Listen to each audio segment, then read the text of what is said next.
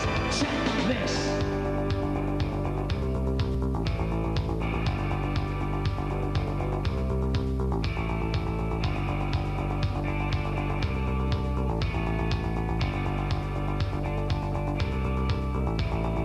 Moving up on second place behind Nicholas. Bound what's his face, 6'6" and 100 tons. The undisputed king of sun. More aliases than Klaus Barbie.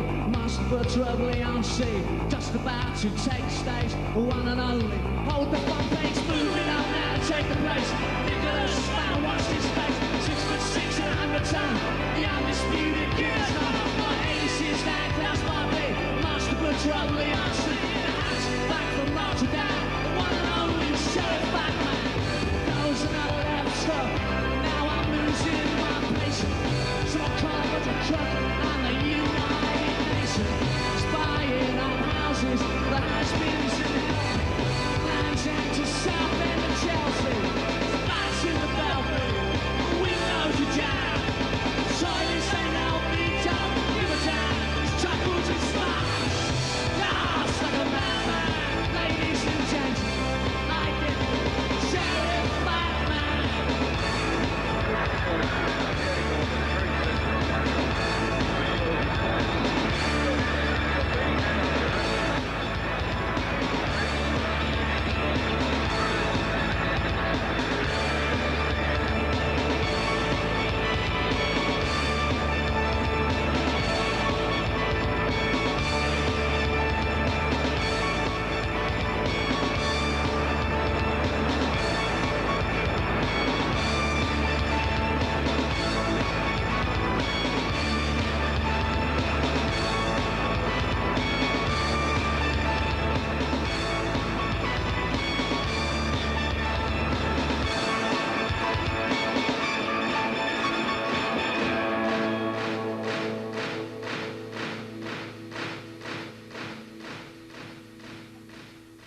Well, this is great on Postmodern to have Carter the Unstoppable Sex Machine, Fruit Bat and Jim Bob on the show. It's really good to have you along. Hello, thank you. That you're here.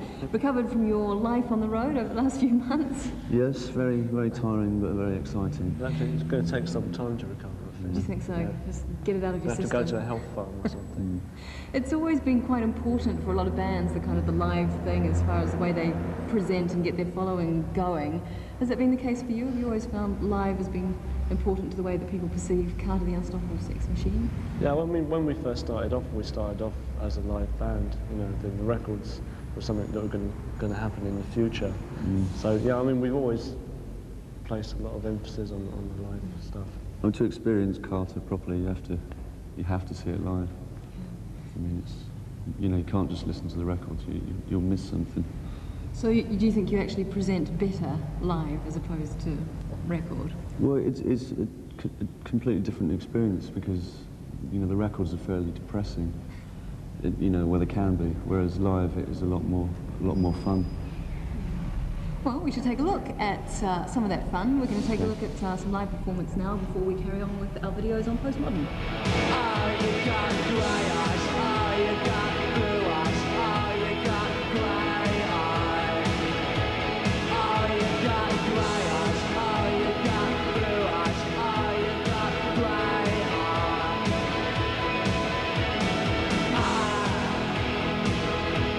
I wish I could sing like the dolphins, like the dolphins who swim.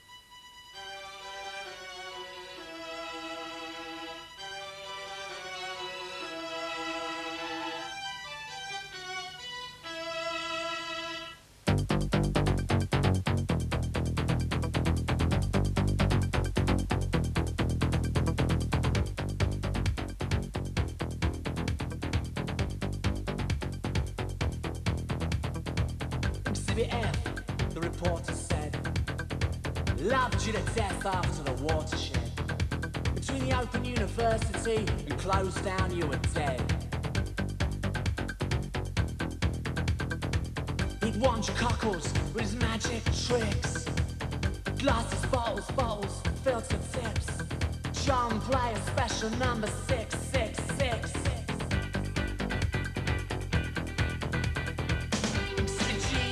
From a family firm, who's proud to be taking twisted turns to give ya French kisses and Chinese burns.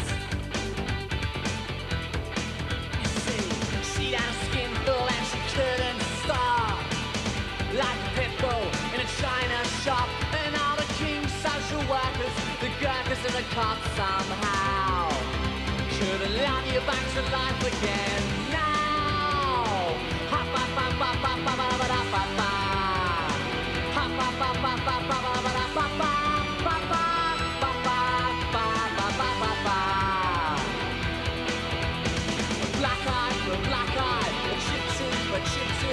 Fraction of a half-life, some housework and some home truth, and nothing but the home truth, nothing but the home truth, nothing but the home truth. And it's goodbye, Ruby Tuesday, come home, you silly cow. You baked a cake and your friends are waiting, and David Icke says he'd like to show us how to love you back to life again now.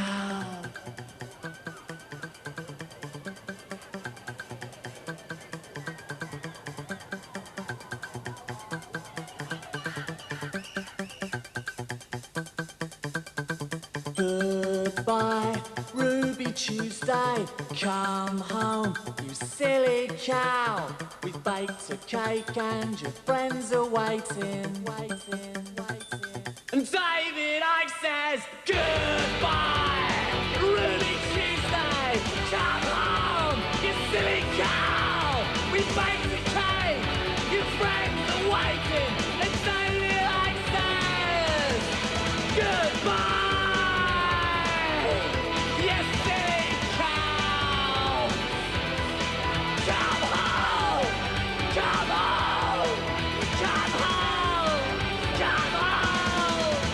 A black eye for a black eye, a chip tune for a chip tune, a fraction of a half-life, some housework, some home truth, and nothing but the home truth, nothing but the home truth, nothing but the home truth, nothing but the home truth.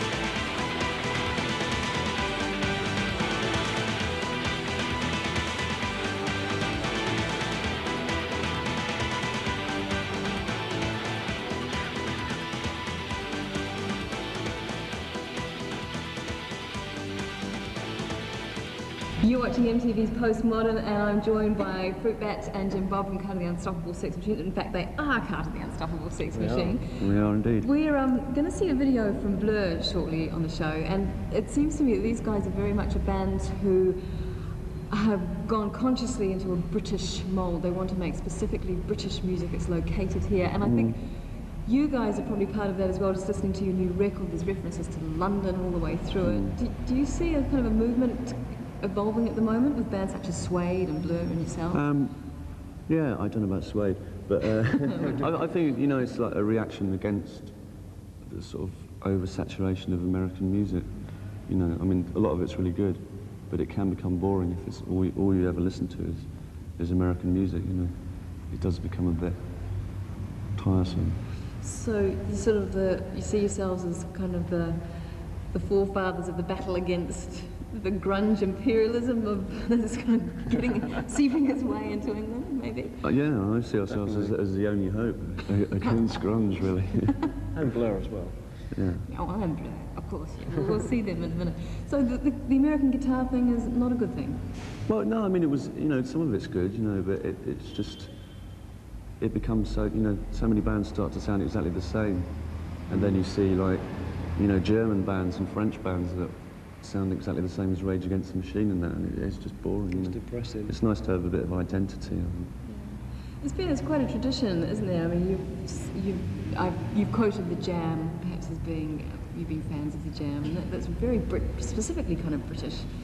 Yeah, but I mean, also we've, you know, I really like Leonard Cohen and Tom Waits, and, you know, I like the Lemonheads, and, you know, a lot of the stuff we like is American or what, and German music,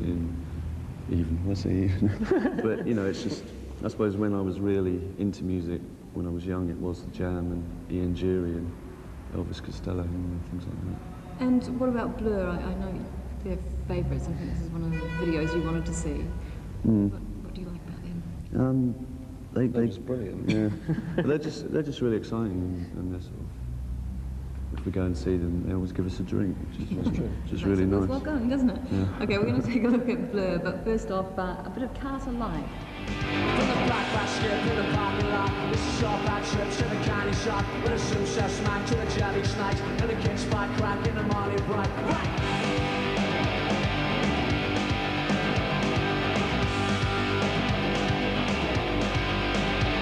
And the grass goes blue on the other side, where the old goes cute for the mother's bride, with a slice of life, it's about himself, and the price is right, but the bread is stout.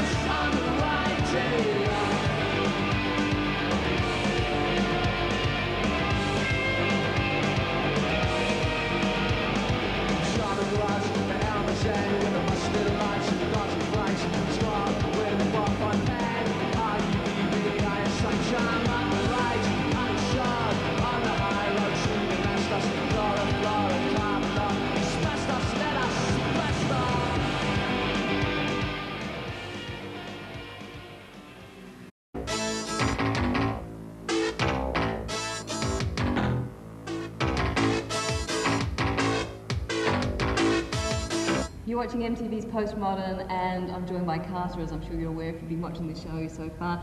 I wanted to talk to you a little bit about your songwriting, whether you're lyrically led or whether melody is more important. The lyrics are more important to him. Yeah, I mean, because the music's more important to me, because I write the music and he writes the lyrics. But it is an overall sort of global, you know, Global effect, really. Do you work together, or do you kind of do it separately and then bung the two together? I mean, nowadays we work more separately. I tend to get the music written and then send him the tape through post. No, I'll give he gives him me the the tape. tape. He actually still delivers it personally. I get on It's my a bike and personal ride up touch. to his house. Yeah. Do you, I know you're on Postmodern, which is sort of the one end, I guess, of the indie scene. I mean, do you see yourselves as sort of the poppy end of the indie market, perhaps, or where do you see yourselves kind of fitting in? I don't If at all? know. I mean, that has been our problem. I mean, I suppose most bands would say it, is that we don't fit in anywhere. So It's difficult to be indie when you're on a major label as well. True. I mean, I True. see ourselves as a sort of postmodern punk phenomenon. Phenomenal. Perfect for this show that you're on. That's why we've got you. We're going to take a little look at you performing live in a minute, but then that'll be followed up by the Wonder Stuff, a band I think that you probably quite like, which is why we're playing them on the show. Do you know them personally? Yeah, we know everyone personally. No, we do. We know them quite well. Yeah. Do you like what they're doing at the moment? Well, I think we're playing Size of a Sign of a cow. Cow. Yeah. Yeah, I do. I've got the new LP. I really like it. I mean, yeah, I sort of admire that cynicism and miserabilism that, you know, there's not enough of. You know, everyone's far too happy these days. That sort of comes through on your album, Post-Historic Monsters, I think. Yeah. There's a kind of a bit of a dark edge in there. Yeah. Well, it was written on a Tuesday. It's a bad day for everyone, isn't it? Well, thank goodness you weren't playing live on Tuesday. This is Carter Live, and then we're going to take a look at the Wonder Stuff. Zero!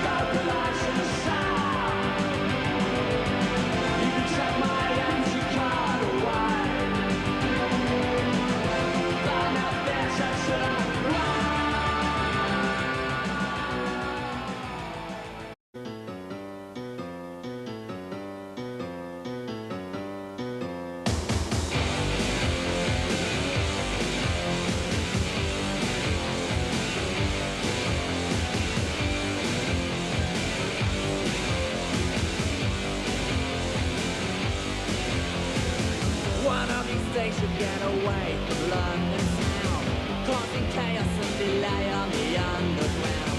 I'll read your letter as I pass away the time, stuck in a tunnel on the Hammersmith and City line, oh yeah.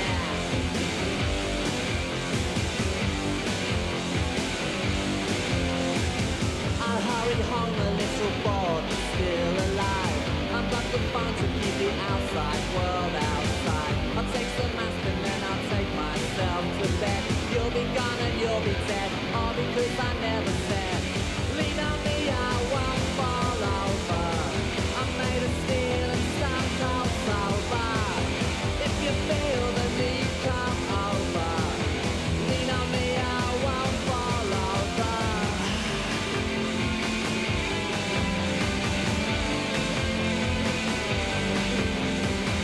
You're up the wagon, you were never really young, chasing a dragon like it's St. George or someone. Stop punching walls, don't cut yourself, see some burden on somebody else.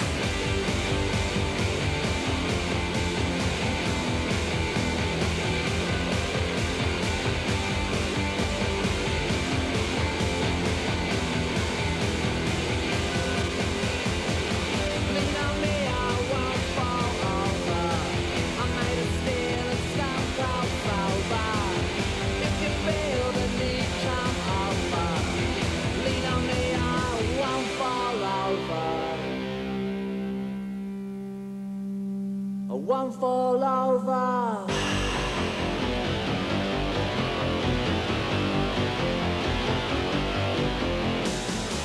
Am I made of wood? Am I too arrogant to be the last of the good Samaritans? Stop punching walls, don't cut yourself. Try shifting some burden onto someone else. Don't give up hope if you think you can't cope. We should keep in touch if it gets too much. Have faith in yourself for the sake of your health. Stop sniffing glue, try something new. Confide in your friends, you get by in the end.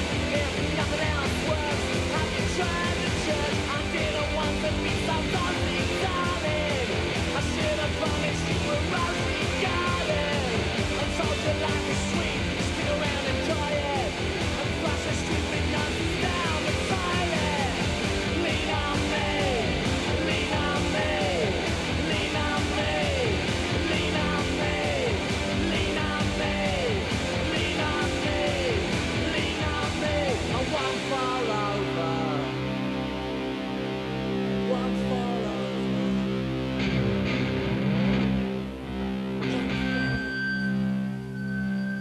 You're watching MTV's Postmodern. I'm joined by Fruitbat and Jim Bob of Carter the Unstoppable Sex Machine. Your album's out, has been out for a while now, Post-Historic Monsters. Is it your fourth album? Fourth Yeah. difficult album. That is a very that third album is very tricky, and the fourth one is as well, so I'm told. And the fifth one's even worse, apparently. We won't get onto that one. It seems to be riding on a wave of kind of dinosaur mania at the moment in the wake of Jurassic Park. Were you linking into that kind of dinosaur mode, or were we referring to something else here? Well, I mean, the sleeve and the idea I did come out because of Jurassic Park, you know, because it was difficult to ignore dinosaurs, and it tends to place things in a certain time, but it also refers to like people that we don't like that make life difficult, you know, politicians and musicians and traffic wardens and stuff. I don't know. Maybe we'll pick up on that later, because the last song we're going to see on the show tonight is your current single, which we'll refer to later when we get to it. The one that we've just seen is Lean on Me, I Won't Fall Over. What's this all about? This seems like a plea to not be taken perhaps so seriously. I mean, what's it all about?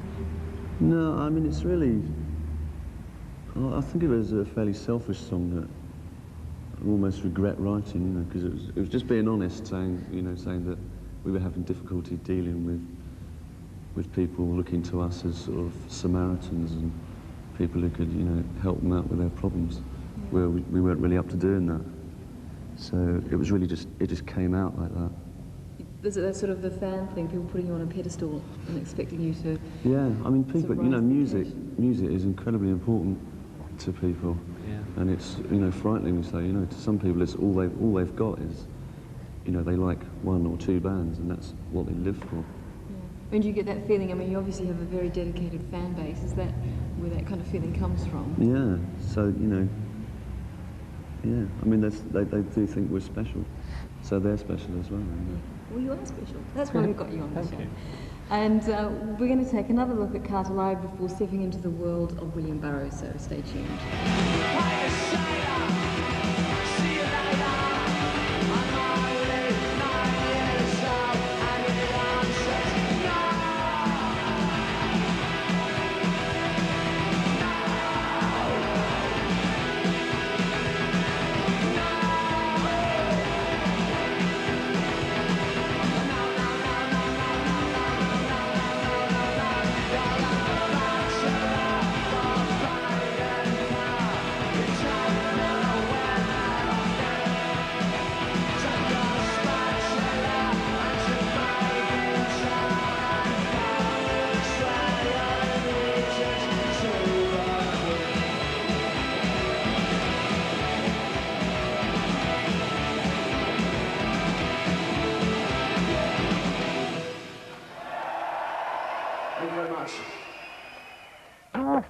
Pleasure to have had Jim Bob and Fruit Bats on tonight's Postmodern. Unfortunately, we're about to say goodbye, but we're going to see your single Lenny and Terence, which you made a bleak reference to the last time we spoke, as part of maybe the monsters that you despise. That's in the title of your current album, Post-Historic Monsters. Is that, am I right, or am I going to up the garden it was, you know, they were just something else that was getting on our nerves when we were trying to record an album. I was having to, like, read.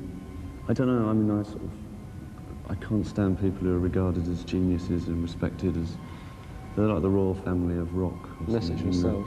Unless it's me, yeah. You know. That was an ambulance and a police car, but we'll forget that and just kind of carry on. They are hugely respected. Do you think it's because of the interest in a retro kind of thing that's taken over the fashion industry as well? Yeah. Well, I mean, initially it's because, you know, they sell a lot of records, and so, and they seem to do it in a supposedly adult way, which is, you know, which is really good for, like, you know, record executives and that. You know, it's music that they can relate to, made in a very conservative way, with absolutely no danger whatsoever. You know, and it's a gift from God, you know, apparently. Well, so they might say. Perhaps you don't agree. No, I don't think so. I don't think God had a lot to do with it. Are there any kind of rock monsters that you admire or would care to say, yeah, they should be, you know, what's the word I'm looking for, put on a pedestal perhaps? No, only me, I think. I don't know. I mean, there are people like, you know, we sort of met Ian Dury and I sort of felt that he deserved respect, you know, but, you know, he's earned it because he's like talented. I'm now Kurt Cobain, so I actually... Fan? I should... No, not at all, no, I want to be like that, you know, I sort of aspire to that level of degradation and stupidity. Well, it's been great having you on the show. We're going to leave off with Lenny and Terry. Lovely video as well. Great video. Shame about the musicians, but not you, of course. Thanks for coming on the show, and we'll do it again sometime. Yeah. Okay. Thanks very much. All right.